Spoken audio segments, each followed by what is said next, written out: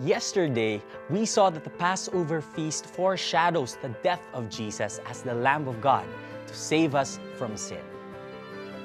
Let's continue with our series, Jesus in the Old Testament Feasts, and talk about the feast that foreshadows the resurrection of our Lord Jesus. Best Offering. Sa iyong pamamalengke, narinig mo na ba ang mga salitang buena mano? Mula ito sa Spanish word na buena, meaning good, at mano, meaning hand. A good hand. Sa mga negosyante, ang unang customer ay buena mano. Pinaniniwalaan na kung generous o maraming binili ang unang customer, ay magiging maganda ang takbo ng negosyo sa buong araw. Sa Israel, meron naman silang tinatawag na Feast of First Fruits. Sinabi ni Lord kay Moses na sa tuwing mag-aani sila, ibibigay nila sa pare ang isang bigkis ng una nilang ani. Iwawagayway ito sa harapan ng Diyos. Isang araw matapos ang Passover, Sabbath.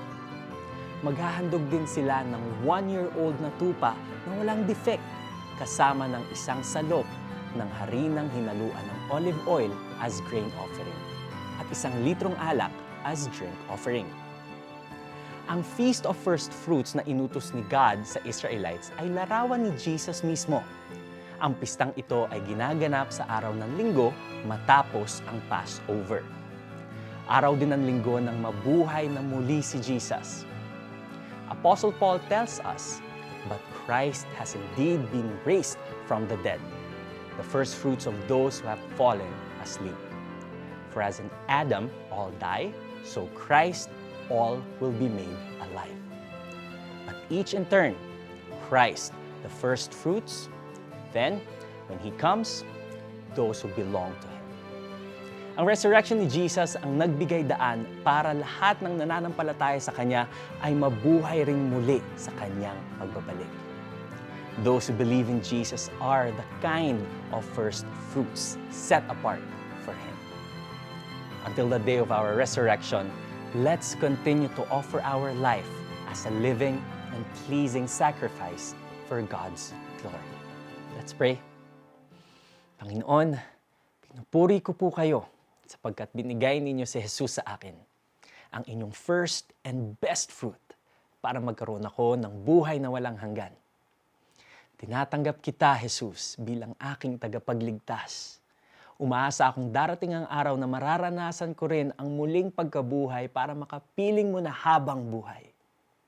Tulungan ninyo akong mamuhay ngayon ng kalugod-lugod sa inyo. Amen. Tuwing mamimili ka ng prutas o bigas, alalahanin mo si Jesus, ang tunay na first fruit offering. Salamatan mo siya at asahan mo ang kanyang pagbabalik. Ngunit ang bawat isa ay may kani-kanyang takdang panahon. Si Kristo ang pinakauna sa lahat, pagkatapos ang mga kay Kristo sa panahon ng pagparito niya. 1 Corinthians 15:23.